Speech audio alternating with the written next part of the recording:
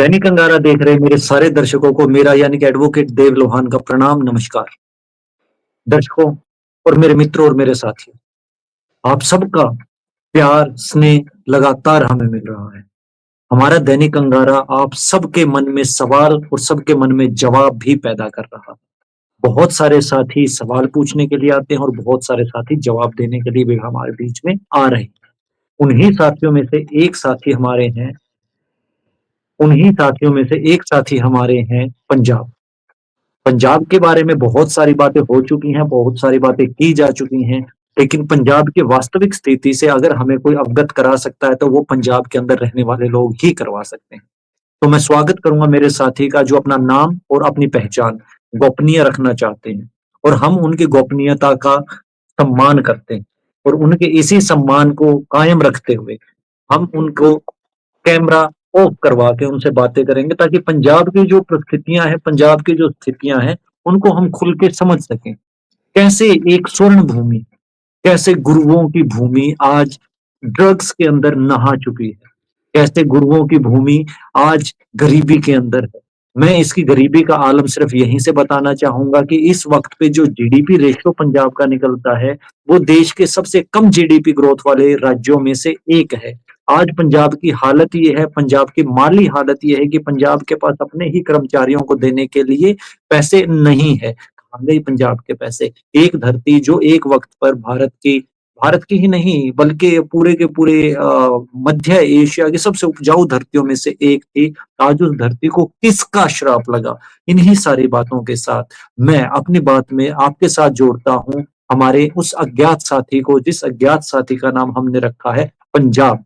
तो पंजाब जी, कैसे हैं आप? और मैं स्वागत करता हूं आपका मेरे सारे के सारे दर्शकों की तरफ से। मैं आपका अभिवादन करता हूं और आपको मैं खुली आजादी यहाँ पर दूंगा, कोई भी अपनी बात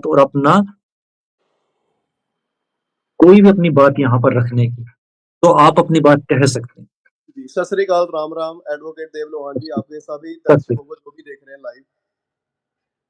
जी, आपने जी बहुत सही मतलब ये बात उठाई है कि पंजाब को किसकी नज़र लग गई या किसका श्राप लग गया है, ठीक है ना? यहाँ पे खेती-बाड़ी का तो आपको हाल पता ही है क्या है, ठीक है ना? यहाँ की फसलों का आपको हाल पता है क्या है? यहाँ पे आपका जो चोना बोलते हैं हम चावल, उसका भी आपको पता है क्या हाल है? कितनी मतलब वो ज़हरीली तरीके से बोई जाती है। कितनी यूरिया की इसमें 6 से 7-7, 10-10 बोरियाँ मैंने खुद देखे अपने आँखों से किसान डालते हुए, क्योंकि हमारा भी खेती परिवार वाला ही परिवार है। जो हमारे जितने भी मतलब जुड़े हुए हैं सारे खेती वाले हैं मोस्टली 70% तो, ठीक है ना? तो हम देखते हैं तो उनको भी हम यही क्वेश्चन करते हैं कि यार इतना तुम क्या नाम है यूरिया वगैरह तुम 6-6, 7-7 बोरियाँ 1 किले खेत में डाल रहे हो, ठीक है ना? चाहे वो झोना हो जो हमारा चावल होता है, चाहे कणक हो। तो मैं कहा ये तो मैं कहा आप बहुत नुकसान पहुँचाओगे। मैं कहा ये तो लोग इसको खाएँगे, बच्चे खाएँगे, इनको मैं कहा क्या सेहत में असर रहेगा? तो उनमें क्या है कि वो जो अपने घर का 10, 12, 13, 15 बोरियाँ हैं, वो तो अपनी वो यूज़ करते हैं देसी खाद। मतलब कि जो गाय के गोबर की, भैंस के गोबर की। उसके बाद वो कहते हैं कि देखो हमें तो बेचने से मतलब पैसा चाहिए हमें, ठीक है ना? हमें क्या है, साला कोई मरे ना चाहिए। तो ये तो नहीं, वहाँ की मेंटालिटी हो चुकी है किसानों की। और दूसरी बात रही जो खजाना खाली हो चुका है, वो वही है जी, फ्री बीज दे दी, ठीक है ना, भगवंत मान सरकार ने। उससे पहले कांग्रेस चट कर गई थी, फिर उससे पहले काली चट कर गए थे। तो ये कारण है जी सर। मैं अपने दर्शकों को एक बात बताना चाहूंगा कि पंजाब यानी कि 5 नदियों की धरती। इस 5 नदियों की धरती में आज के दिन पंजाब के कुल क्षेत्रफल का 80% हिस्सा रेड जोन में जा चुका है। रेड जोन का मतलब है कि जो 80% हिस्सा पंजाब का है, वहां पर जो अंडरग्राउंड वाटर है, जो भूजल पानी है, वो लगभग लगभग बहुत नीचे जा चुका है और वो खत्म होने की कगार पर है। ऐसा क्या ही बीज रहे हैं?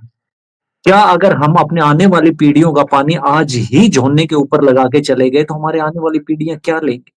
क्यों पंजाब की पीढ़ियां बाहर भागने पे मजबूर हो रही हैं? और पंजाब जी, मेरा एक सवाल आपसे और है। पंजाब के अंदर एक अंधी दौड़ है बाहर जाने की। हर कोई पंजाब के गाँव में जब आप जाएंगे, आप फगवाड़ा साइड के गाँव में जाएंगे, जालंधर साइड के गाँव में जाएंगे, भटिंडा साइड के गाँव में जाएंगे, तो आपको गाँव में जवान आदमी ढूंढने से भी नहीं मिलता।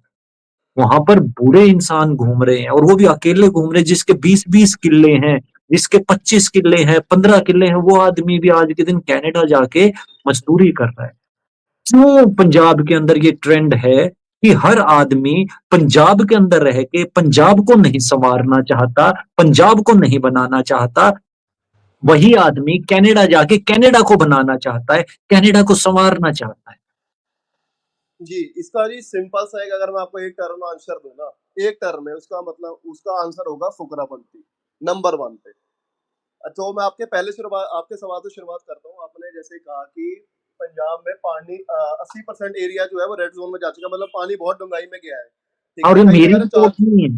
हाँ। हाँ जी, मतलब कई जगह तो 400-400 फुट पे भी पानी नहीं मिल रहा लोगों को, ऐसा भी नहीं। बुरा हाल है, ठीक है जी। उसका देखो जो मेन कारण ये है कि जो पंजाब की स्टेपल फार्मिंग थी ना, जो हमारी, जैसे कि मेन जैसे हम कह रहे थे, चलो गेहूं तो यहाँ पे हर कोई बोलता था, बाजरा वगैरह बोलता था, ये तो पंजाब हरियाणा की सही फसलें थी, पर जो बिल्कुल चावल है ना बिल्कुल। वो यहाँ का नहीं है, नहीं। ठीक है ना? उसको क्या है कि जबरदस्ती उन्होंने बोया, पुरानी सरकारों ने, चलो उनको एमएसपी वगैरह दिया होगा, जब भी ग्रीन रेवोल्यूशन था, अच्छी कमाई हुई, तो वही देखो आदत बन गई और वही आर्थिक सिस्टम आ गया। तो उनको, पंजाब के जो किसान है ना, वो मजबूर हैं दो ही चीजें बोने में, उनको आती ही दो चीजें हैं। उनको या तो गेहूं बोना आता है, या तो उनको झोना बोना आता है, जिसे हम चावल बोलते थे, धान। उसके अलावा वो कोई और खेती करना ही नहीं चाहते। बल्कि पंजाब जैसी धरती जो है, उसमें अगर हम सब्जियां बीज बीज के, अगर अपनी यहाँ बढ़िया सब्जियों को हम बाहर के, जैसे दुबई वगैरह में हम भेजें, तो बहुत किसान जो है ना तरक्की कर सकते हैं, पंजाब में राइट। बहुत तरक्की कर बिल्कुल। सकते हैं, ठीक है ना? देखो पंजाब में तो चंदन की खेती भी होती है, हम्म। ठीक है ना? तो मतलब पंजाब में ऐसी कोई चीज नहीं है जो ना होती हो। पंजाब और हरियाणा, ये कुदरती जो वेस्टर्न यूपी हमारा जो है, ऊपर वाले की दया से ऐसा है कि इसमें जो भी आप बो वो होता है। पर ये यहाँ के जो किसान है ना, जो आड़ती है, इन्होंने ये सारा सत्यानाश मारा हुआ है। और ये किसान नेता जो है ना, जो किसान नेता है, इनकी जो हिस्ट्री अगर आप जानोगे ना, किसान नेताओं की, जो डंडे मार के उठाए, बहुत बढ़िया करे जी, लोगों ने लड्डू बांटे, हम भी बहुत खुश थे। हम भी अगर दिल्ली आते जाते थे, घूम के जाना पड़ता है, राजपुरा से घूम फिर के, बहुत मतलब ना दिक्कत थी, 1 डेढ़ साल से परेशानी थी। इसके जो किसान नेता है ना, ये आपको पहली बात तो है ना, ये सारे कम्युनिस्ट विचारधारा के हैं, ये बातें नहीं पता किसी को। ये बहुत बड़ी बात आपने बोली है पंजाब जी। जी और मैं इस बात के ऊपर एक पूरी की पूरी चर्चा आपको आगे लेके जाना चाहूंगा। जब मैं हाँ इस जी बात को बोलता हूं कि ये कोई किसान नेता नहीं है, हाँ इनको जी किसानों की बेहतरी से कुछ नहीं लेना देना है, ये जी सिर्फ अपनी दुकानें चलाने वाली जत्थेबंदियां हैं, अपनी जो दुकानें चलाने वाली किसान यूनियंस हैं। इनको जी किसान बर्बाद हो रहा है, किसान मर रहा है, इनको कोई लेना देना नहीं है। अगर ये हाँ, सही मायने में किसान नेता होते तो क्या ये गिरते हुए भूजल के ऊपर आवाज नहीं उठाते? उठाते हैं कि जी। जितने भी किसान नेता हैं पंजाब जी, इनके पंजाब के अंदर क्या स्थिति है? क्योंकि जब ये हरियाणा दिल्ली में आते तो ये कहते हैं कि सारा पंजाब साढ़े नाल है, पूरे पंजाब से साड़ी चलती है। इनकी कितनी चलती है पंजाब में सही मायनों में? और देखो मैं क्या आपको एक ऐसा तो नहीं है? जी अब मेरा जी सवाल एक बार पूछ, ऐसा तो नहीं है कि इनकी घर में भी नहीं चलती और ये सिर्फ और सिर्फ बाहर बर्बाद करने के लिए काम कर रहे हैं? देखिए जी, ये जो है ना किसान नेता, ये पहली बात तो पॉलिटिकल आइडियोलॉजी के अंदर, किसी, मैं नाम नहीं लेना चाहता क्योंकि बिल्कुल। ये ना, तो मतलब उनके अंडर काम कर रहे हैं। ये पहली बात तो किसानों का सत्यानाश कर रहे हैं। मेन चीज तो ये है, हमारी पंजाब के किसानों, भोले वाले देखो किसान होते हैं, 100 में से क्या है कि एक आदमी चातुर चालाक होगा, ठीक है ना, वो सबको बेवकूफ बनाएगा 99 को। तो बेवकूफ जो बाकी 99 बन रहे हैं बेवकूफ के चक्कर में, राइट। अगला बंदा अपना क्या है कि अपना उल्लू सीधा कर रहा है, अपने घर में खूब कमाई कर रहा है, यहाँ से भी इसको फंडिंग हो रही है, बाहर से भी हो रही है, पॉलिटिकल पार्टियों से भी हो रही है, इवन कि चाइना भी इसमें इन्वॉल्व है। अगर मैं और भी इसमें ना ज्यादा बोलना नहीं चाहता इस टॉपिक के ऊपर, कि बहुत आप सेंसिटिव बोल मामला है सकते हैं, दैनिक अंगारा पर आपके ऊपर कोई ठीक है पाबंदी ना? नहीं है। तो इसमें सारी चीजें इसमें देखो इन्वॉल्व हो जाती है। तो किसान नेताओं को मैं बताता हूँ कद इनका कैसे बड़ा पंजाब में। और आम आदमी पार्टी के लिए ये, या कोई भी पार्टी हो, चाहे वो, अगर आम आदमी पार्टी ना होती, कांग्रेस होती या बीजेपी होती, उनके लिए सरदर्द क्यों कोई बना भी। ये मैं आपको बताता हूँ उसका कारण। हम्म। कोई भी पंजाब में किसान नेता होगा, जब ये 2020 में 21 में जब इन्होंने आंदोलन करा ना, तो उसमें क्या था कि आपको एक चीज बताता हूँ, वो उसमें जैसे कि जो मोस्टली जो खेती किसानी वाला बिरादरी है ना, वो जट है, जिसको हम जाट बोल देते हैं, आपके यहाँ पे जट हाँ, जाट एक वो ही है। एक ही ये शब्द, हाँ, इनका वो मोस्टली प्रोनाउंसिएशन का फर्क है। पेशा है। और बाकी हम्म। की भी कुछ कुछ कास्ट है, जैसे राजपूतों के पास जमीनें हैं, कहीं हम्म। खत्रियों के पास भी है, कहीं पे दलितों के पास भी बहुत अच्छी जमीनें हैं। तो ये जो मुद्दा था ना, ये मुद्दा बना दिया गया था कि पंजाब वर्सेस इंडिया का, मतलब कि जो मोदी है वो हमारी जमीनें हड़पना चाहता है। इसमें जब इनका आंदोलन हुआ ना, तो मैंने आपको ऐसे सारी बातें बताई। तो उस समय क्या था, सारे पंजाब में जितनी बिरादरी थी, मोस्टली उनको ये था कि हमारा पता नहीं सेंट्रल गवर्नमेंट से क्या युद्ध होने वाला, क्या है, हमारी जमीनें झड़प लेगा। तो सबसे पहले तो ये हमारे जिले से शुरुआत हुई थी, जहाँ का मैं हूँ, ठीक है ना? ठीक है। उसके बाद फिर क्या है कि ये फिर हरियाणा में ये क्या नाम है इसका, आंदोलन फैला। उसके बाद फिर ये वेस्टर्न यूपी वगैरह करते करते ऑल ओवर इंडिया में चला। ये फैल गया।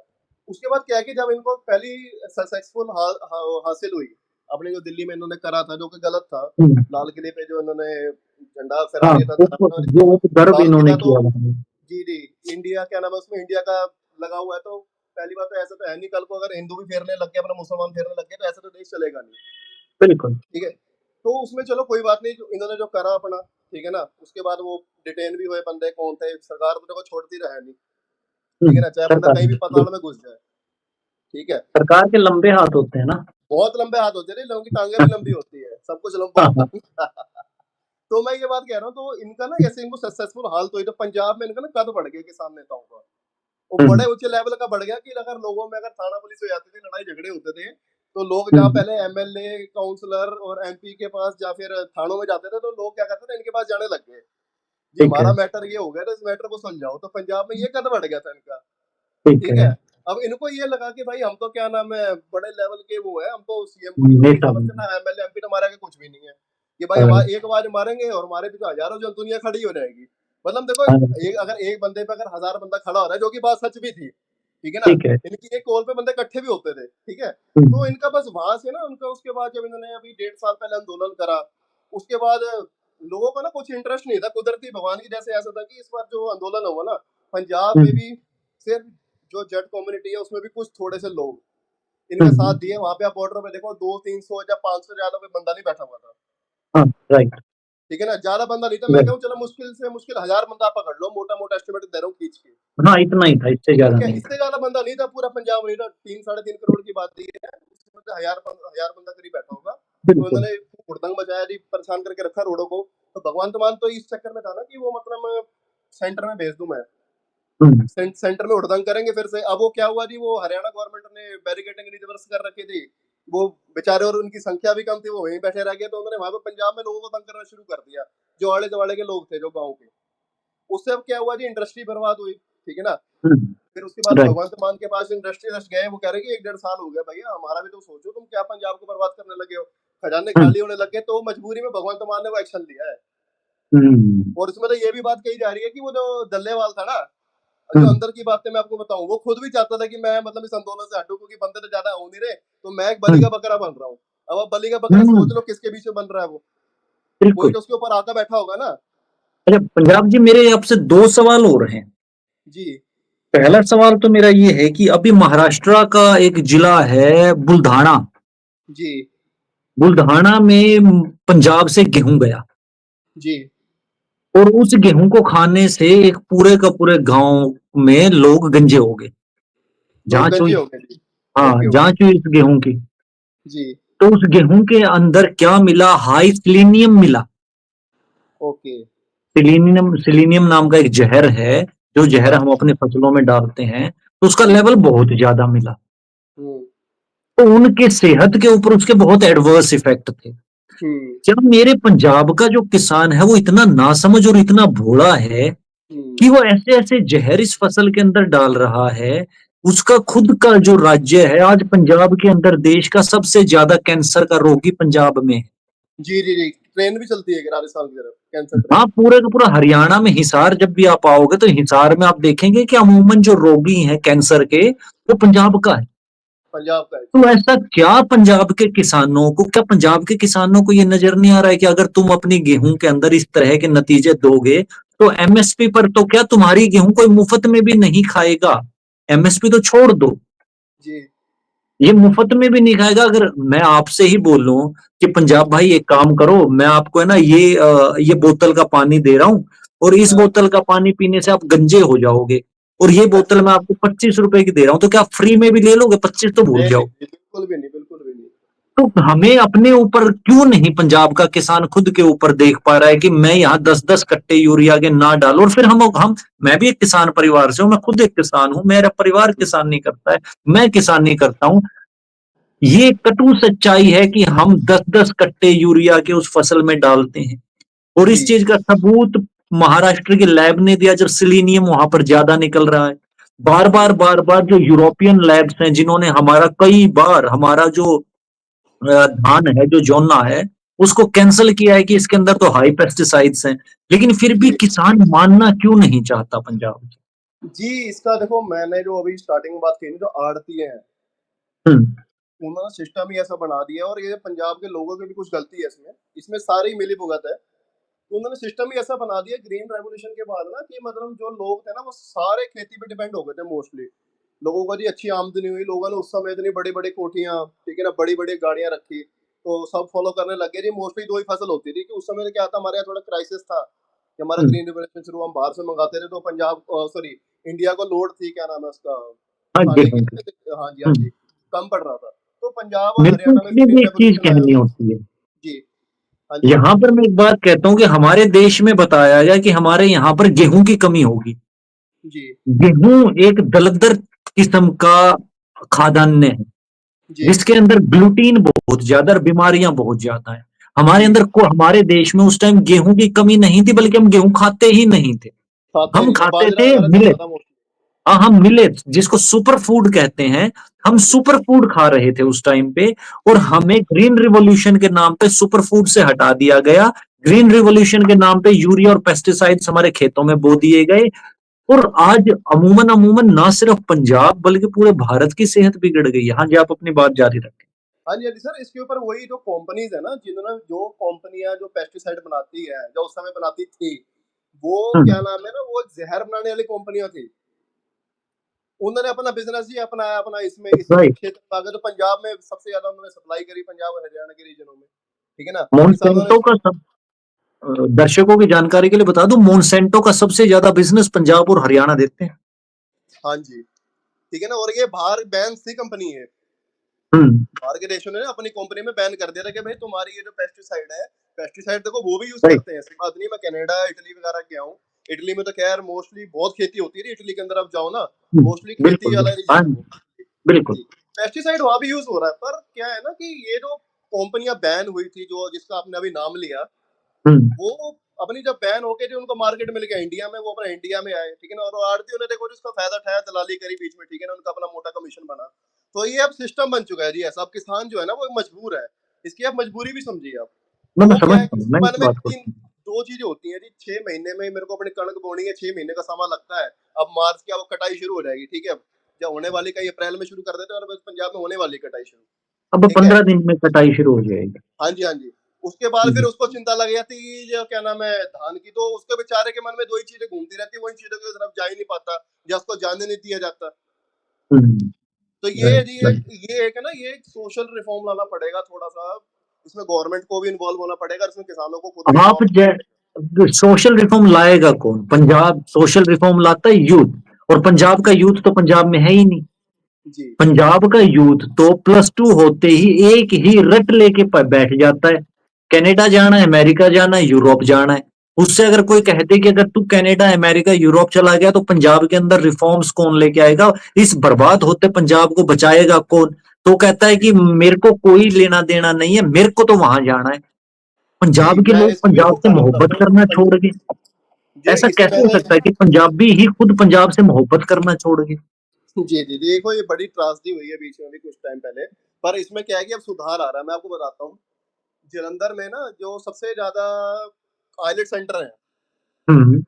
जहाँ मतलब जो आइल्स करके लोग बाहर जाते हैं, कनाडा वगैरह, राइट ऑस्ट्रेलिया वगैरह में, तो अब राइट। वो क्या है कि उनमें ताले लग गए हैं मोस्टली 70% में तो। ठीक है। ये अभी मतलब 2 साल, 3 साल से मोस्टली मैं देख रहा हूँ।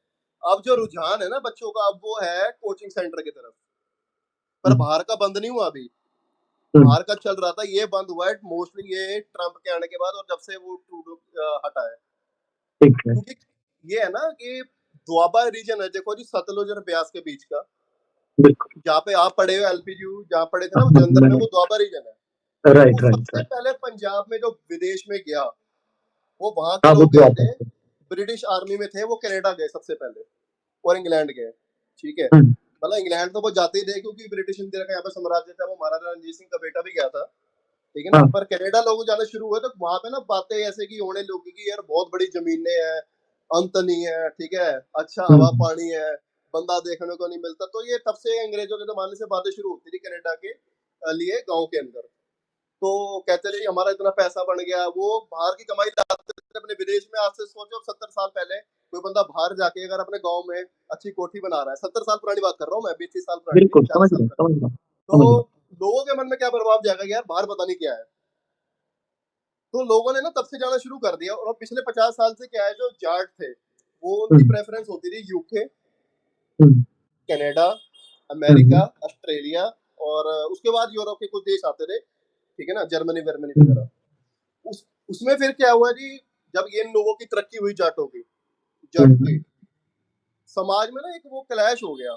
जैसे कि अब हुँ, इन्होंने अपने आप को, जिसमें समृद्धि आ जाती है, वो दूसरे को नीचा तो दिखाता है, तो नेचुरल चीज है एक तो। इसकी रीस करी पंजाब के दलितों ने, दुआबे के, जिसको हम रविदासिया समाज हुँ, बोलते हैं, ठीक है ना। यहाँ पे आपके यहाँ जाटस बोलते हैं उनको, और हुँ, चमार शब्द यूज करा जाता है, पर मैं रविदासिया ही बोलूंगा, ठीक ठीक है। है, तो ठीक है। उस कम्युनिटी ने क्या करा जी, सबसे पहले रीस करनी शुरू करी, वो उस कम्युनिटी के अंदर से। आज अगर आप देखोगे ना, आप हैरान हो जाओगे, सबसे ज्यादा ऐसे ही बाहर है आज, अच्छा, सबसे ज्यादा। ये तो बातें बाहर स्टेट्स को नहीं पता लोगों को, क्योंकि क्या है कि देखो हाँ, आप ना रंग रूप से पंजाब के अंदर खासकर आप एससी और जनरल को डिफाइन नहीं कर सकते।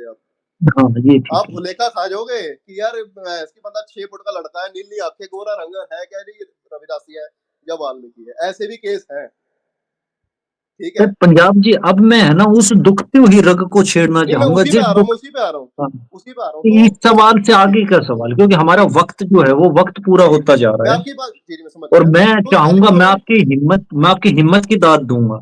जी, मैं यकीनन तौर पे आपकी हिम्मत की, आपके हौसले की और पंजाब के प्रति आपके समर्पण की दाद दूँगा कि आप यहाँ पर आके इतनी सारी बातें हमारे साथ कर रहे हैं।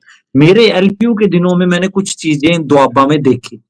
जी, दोआबा का जो भी एक समुदाय था विशेष, वो जी, जब भी कोई आदमी भगवा कपड़ा पहन के जालंधर वाले हाईवे से होते हुए और आगे हिमाचल प्रदेश या कहीं जाता था, उसको पीट देते थे और वो नाम ले लेने कहते कोई थे बात ये नहीं, मैं कह रहता हूँ सिख। सिख तो नहीं हो सकते वो। मैं उनको रविदासी सिख कम्युनिटी नहीं की बात कर कहता। रहे हो आप?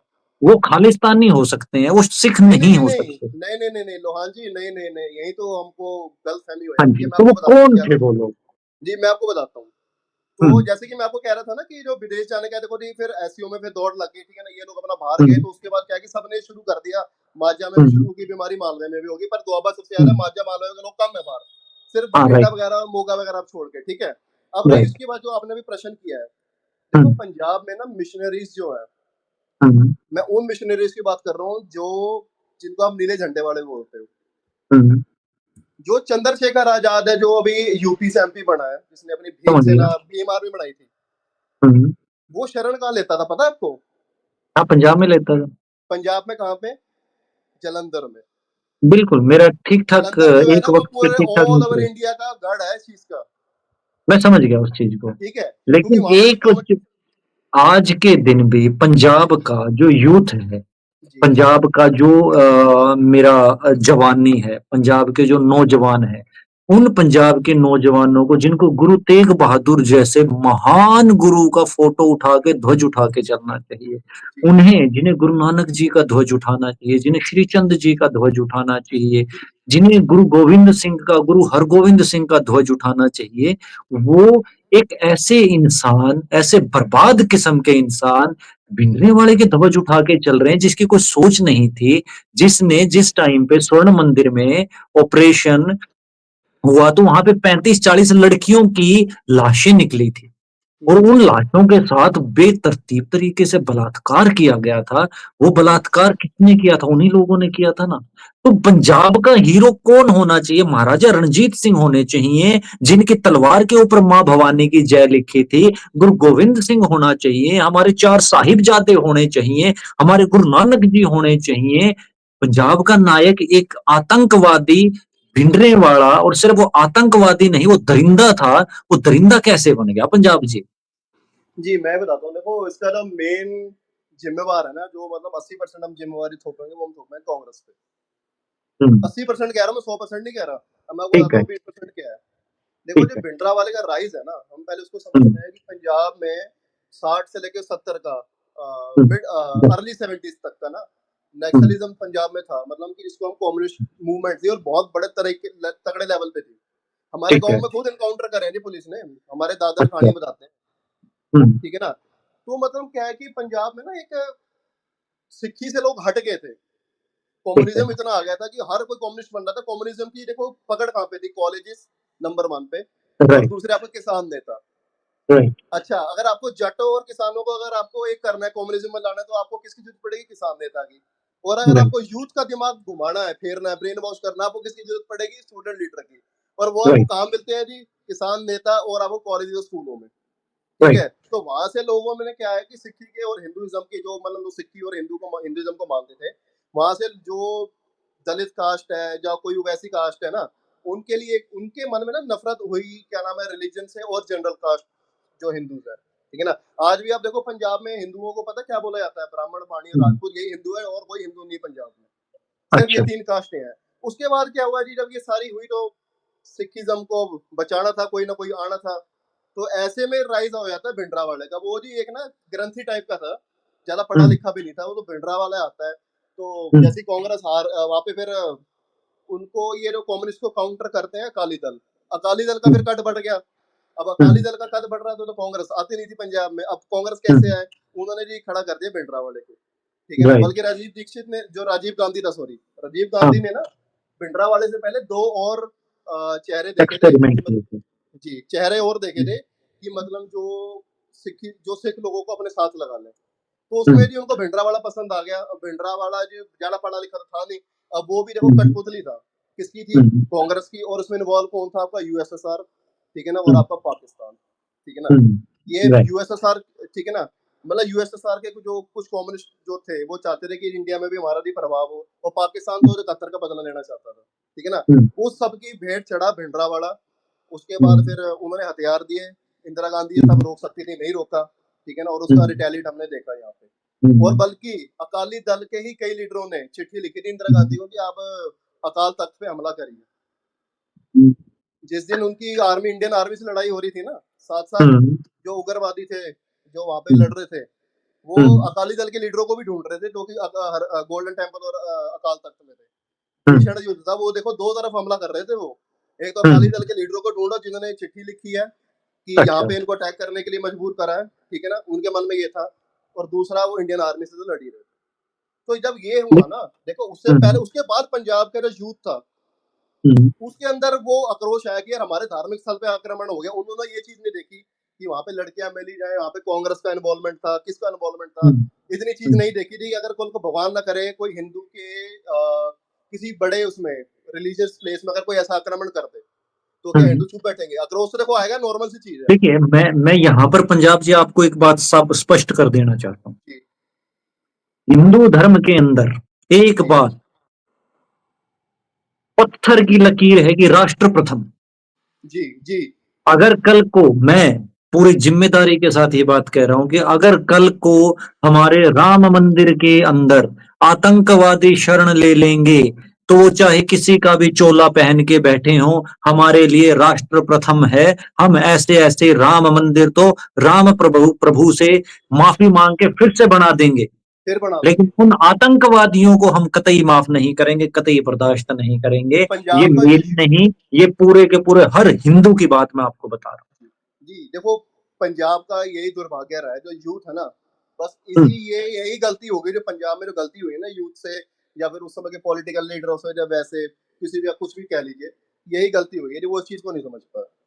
और इसका ही हम और नतीजा आज देख रहे हैं जो आज। स्वयं नानक जी ने कहा है कि कहाँ नहीं है भगवान। हम्म, जब वो काबा की तरफ गए थे तो उन्होंने कहा था मेरे पैर उस तरफ कर दो जहां भगवान नहीं है। जी, तो भगवान सिर्फ और सिर्फ अकाल तख्त में ही तो नहीं है ना, जी, उन जी, जी, पत्थरों सब में ही नहीं है। जी, सही बात है। रब जो है वो तो हर जगह है। अगर वो मान लो एक वक्त पे उस मंदिर को हानि पहुंचाई गई, गुरुद्वारे को हानि पहुंचाई गई, तो बाद में ससम्मान उसको दोबारा से रिकंस्ट्रक्ट भी कर दिया गया था। जी, उन आतंकवादियों को वहां से हटाने के बाद उसको रिकंस्ट्रक्ट करवाया गया था। और रब भी उन आतंकवादियों के साथ कैसे हो सकता है जो बस चलती बस में से हिंदुओं को अलग करके गोलियों से भून देते थे। जी, सर ये पॉलिटिकल गुंडे थे, ठीक है ना? कोई पार्टी है, उसके पॉलिटिकल गुंडे थे, ठीक है? बिल्कुल, राइट, ये राइट। उनका ही सारा करा धरा था, जो भी आग लगाई है ना, ठीक है ना? मैं ये नहीं कहूंगा कि वो 100% उनमें नहीं, कुछ उग्रवादियों ने भी बंदे मारे हैं और कुछ हम्म, पॉलिटिकल लीडरों ने भी काम कराए ताकि नफरत और फैले। और हमारा बिल्कुल, भला हो, ठीक है जी। बिल्कुल। अपनी उन्होंने भलाई के लिए, अपनी गद्दी के लिए उन्होंने क्या है ना, इस 2 रिलीजन में, बल्कि इतना जो हमारी सिमिलैरिटीज़ हिंदूज़ के साथ मिलती हैं, हिंदुइज़्म के साथ मिलती है, वो नहीं कहीं है, नहीं मिलती। भारत भूमि पे रहने वाला हर इंसान ईरान से लेके और इंडोनेशिया तक हर कोई हिंदू है, क्योंकि हम हिंदुस्तान के नागरिक हैं। हमारी पूजा पद्धतियां अलग हो सकती हैं, हमारे ईश्वर के अंदर विश्वास अलग हो सकते हैं, हमारे भगवानों के नाम अलग हो सकते हैं। जी, जी, रूस में रहने वाला हर आदमी रशियन है। जी, सही बात है। तो पंजाब जी, हमारा वक्त जो है, इस वक्त पर हमारा वक्त हमें कह रहा है कि हमें अपनी बातें समेटनी होंगी। तो मैं आपके क्लोजिंग रिमार्क्स इस पर चाहूंगा कि आप अपनी बात को कैसे समेटेंगे कि पंजाब का भविष्य क्या होना चाहिए और पंजाब का भविष्य क्या होता जा रहा है, और उस जी, भविष्य को संवारने के लिए हमें क्या करना चाहिए, और हम बतौर दैनिक अंगारा और मैं बतौर एडवोकेट देवलोहान क्या आपकी मदद कर सकते हैं? देखिए जी, इसमें मेन चीज़ ये है कि पहले जो माइग्रेशन हमारे यूथ कर रहा है, पहले तो उस पे लगाम लगाई जाए। उसके लिए वो कैसे लग सकती है, पहले तो यहाँ पे स्किल सीखे लोग। यहाँ पे जी हम्म, अगर जो स्किल वाला बंदा है ना, पंजाब में भी 30-40 हज़ार रुपए, 50,000 रुपए, वो कहीं नहीं गए इसके। स्किल वाला है, हम्म, अगर उसने काम करना है, नहीं उसने काम करना, ठीक है ना, ड्रामेबाज़ी करनी है, तो देखो जी वो बाहर भी धक्के ही खा रहा है। कनाडा में आपने देखा टेंटों में लोग रह रहे हैं, स्टूडेंट रह रहे हैं कहीं, बड़ी बुरी हालत है, ठीक है? और वो यहाँ पर भी धक्के खाएगा।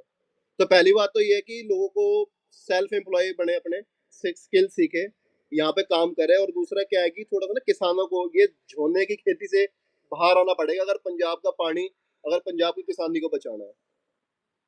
ये अगर कदम उठाएंगे ना, तो ही हमारा कुछ भला हो सकता है। और तीसरी बात ये है कि ये पॉलिटिकल कोई पार्टी बनाई जाए, ठीक है ना, जो पंजाब का भला सोचे। ये 3 चीजें हैं जी। मेरे दर्शकों, क्योंकि पता क्या है लोहान जी, बातें ना बहुत बड़ी है। मैं अगर आपसे अगर मैं बात कर रहा बैजनू, तो ये 12 घंटे का लाइव भी बहुत कम पड़ जाएगा।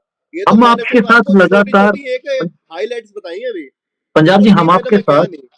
अलग अलग मुद्दों पर लगभग एक कंटिन्यूटी में जुड़ते रहेंगे, क्योंकि आप पंजाब के अंदर बेशक 3 करोड़ की जनसंख्या आज है, लेकिन उस 3 करोड़ की जनसंख्या में कितने आदमी हैं जो पंजाब को आपसे बेहतर जानते हैं? शायद एक भी नहीं है। मैं जब नहीं नहीं, यहाँ ऐसी पर बात नहीं है खनौरी, लोहान जी, नहीं नहीं नहीं नहीं, मैं बताता हूँ। बोलना पता बोलने क्या की है जी, हिम्मत नहीं है उनके अंदर। अगर आप पता किसी लोहान जी क्या है जी, वो ना पंजाब के अंदर ही बात करते हैं। जैसे कि पंजाबी चैनल्स में आप जाओगे ना, आपको एक नहीं सैकड़ों बंदे मिलेंगे वाटर उठे उठाते हुए। हम्म, पर जो बाहर के, जैसे कि आप जैसे भाई हमारे, ठीक है ना, हम्म, वो उन उन आप लोगों के साथ वो संपर्क पता नहीं क्यों नहीं कर रहे, ये समझ नहीं आ रहा। मतलब मेरे को, कि मैंने बहुत ही कम देखा है कि जो पंजाब की सच्चाई किसी, मतलब जो आउट ऑफ स्टेट है, उनके लोगों तक पहुंचा है। क्योंकि आउट ऑफ स्टेट वालों को भी इतना नहीं पता, ठीक है ना। ये पता है कि वहाँ का लोकल बंदा, और वो बंदे कनेक्ट करते नहीं, वो आपस में बात करते रहते हैं। और भाई पंजाब जी, मैं आउट ऑफ स्टेट का आदमी नहीं हूँ, मैं नहीं नहीं उस नहीं जगह नहीं, का। आप हर्षवर्धन समझे जब नहीं मेरी थे, बात। मैं समझ गया, लेकिन मैं दर्शकों के लिए बता रहा हूँ। जिस वक्त पर राजा हर्षवर्धन का राज था, उस वक्त हरियाणा और पंजाब एक थे। जिस वक्त पर यशोवर्धन का राज था, उस वक्त पर हरियाणा पंजाब एक थे। कनिष्क के राज में एक थे। और ये पूरी धरती जो है, ये एक वक्त पर, बहुत लंबे वक्त पर, राजा सुदास से लेके महाराजा रणजीत सिंह तक ये सप्त सिंधु रही है। मध्य देश जो था, मध्य देश सदा ही महादेव की भक्ति में लीन एक प्रदेश रहा है। और मध्य देश का हर आदमी हमारा अपना आदमी है। वो गुरु जो है, वो गुरु हमारे गुरु हैं, और उन गुरुओं का सम्मान हमारा सम्मान है। हर सिख जो है, वो हमारा सम्मानित साथी है, हमारा सिरमौर है। वो हमारे लिए कोई अलग नहीं है, और हम सब मिलकर हिंदुस्तानी हैं। हम मैं अपने साथी पंजाब जी का तहे दिल से बहुत धन्यवाद करूंगा। और अब मेरे दर्शकों, ये जिम्मेदारी आपकी है कि आप पंजाब की इस बात को हर जन तक पहुंचाएं। इस वीडियो को ज्यादा से ज्यादा लाइक करें, शेयर करें, इस चैनल को सब्सक्राइब करें, ताकि और भी मेरे साथी हमारे इस अनजान और अज्ञात साथी की तरह आपके सामने आकर अपनी समस्याओं और समाधानों पर बात कर सकें। तो अंत में जाते जाते मैं लोहान यही जी, कहूंगा। एक बात और हाँ करना जी, चाहता हूँ, अपनी ऐड करना हाँ चाहता हूँ। जी, हाँ अगर जी, हाँ जी, पंजाब को नहीं पंजाब, संभाला गया ना, तो ये आने हाँ वाले जी, टाइम पे ऑल ओवर इंडिया के लिए खतरा है, मैं आपको ये बता रहा हूँ। बिल्कुल मानता हूँ मैं इस चीज ये को, पता है क्योंकि क्यों? एक क्योंकि दिल्ली ज्यादा दूर नहीं है। अगर बिल्कुल कल मान, को चाइना और पाकिस्तान चाहे, अगर यहाँ पे रेवोल्यूशन खड़ा कर देना कोई आर्म्स का, तो बहुत दिक्कत हो सकती है। पंजाब के लोगों के लिए तो ब्रदर, होएगी, ये सरकार के लिए भी सरदर्द बन जाएगी बहुत बड़ी। क्योंकि इस समय ब्रदर, पंजाब के अंदर जितने भी कम्युनिस्ट जो है, वामपंथी जो है, इतने चरम पर है, और ये दूसरी मैं खालिस्तानी, मानता इन हूँ, सबका और भी चीजें हैं मैं कहीं। मैं मानता हूँ ब्रदर, लेकिन मैं भी अपनी एक बात जोड़ना चाहता हूँ कि दिल्ली और इन खालिस्तानियों के बीच में हरियाणा बैठा है, हाँ और जी, हम हाँ आज जी, से नहीं बैठे। नहीं, हरियाणा नहीं बैठा जी, पंजाब के लोग भी तो बैठे हैं। अगर ये ऐसा हम होता है 8,000 हम 8,000 साल से ये जो राजधानी है इसकी रक्षा कर रहे हैं, और ये हमने कसम ली थी जिस वक्त पे राखीगढ़ी की प्रथम सभ्यता यहाँ पे बसाई गई थी कि इस राजधानी की रक्षा मेरे जैसे और आप जैसे देश प्रेमी भाई करेंगे, मेरे जैसे और आप जैसे राष्ट्र प्रेमी भाई करेंगे। वक्त की घड़ी हमें इशारा कर रही है कि हम अपनी बातों को समेटें। तो अंत में मैं मेरे पंजाब के साथियों को, मेरे देश के साथियों को यही कहूंगा कि पंजाब एक बेहद ज्वलंत मुद्दा है। हमें पंजाब को जल्दी से जल्दी संभालना होगा। जैसे मेरे साथी अज्ञात ने बताया, पंजाब ने बताया कि माइग्रेशन रोकना होगा। मैं मेरे पंजाब के दर्शकों से अपील करूंगा कि बनाना है तो पंजाब बनाओ, वो सुनहरा पंजाब बनाओ जिस सुनहरे पंजाब के अंदर चिड़ियाएं लहलहाती घूमे। वो सुनहरा पंजाब बताओ बनाओ जहां पर बालिकाएं घूमे, जहां पे पुरुष घूमे, और जहां पे हर कोई स्वस्थ हो, जहां पे किसी को अपना देश, अपने रिश्ते, अपने नाते छोड़कर बाहर ना जाना पड़े।